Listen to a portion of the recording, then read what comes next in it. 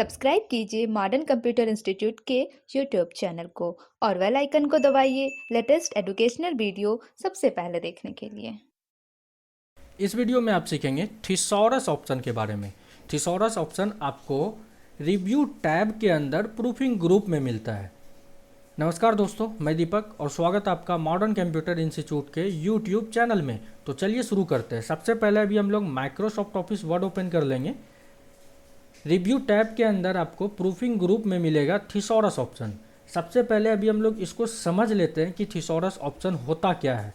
जैसे आप लोग हिंदी में सुने होंगे पर्यायवाची शब्द, यानी इंग्लिश में उसको साइलोलिज्म कहा जाता है। पर्यायवाची शब्द यानी एक का अनेक।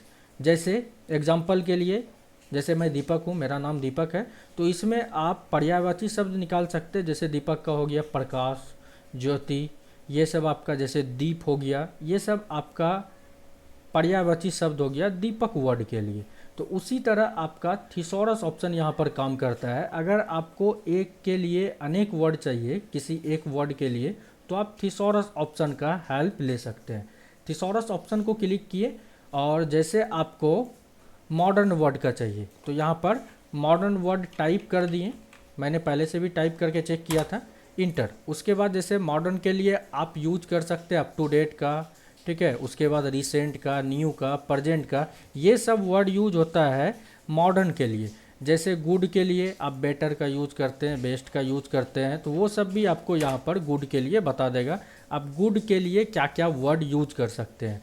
जैसे कंप्यूटर में यहाँ पर टाइप करके चेक करता हूँ, कंप्यूटर, जैसे आपका प्रोसेसर आ गया, प्रोसेस आ गया, सीपीयू आ गया, मेन फ्रेम हो गया, उसके बाद सुपर कंप्यूटर हो गया, पीसी हो गया, लैपटॉप हो गया, नोटबुक हो गया, ये सब आपका कंप्यूटर वर्ड के लिए यूज होता है, यानी आप यूज कर सकते हैं। ये एक का अनेक वर्ड हुआ।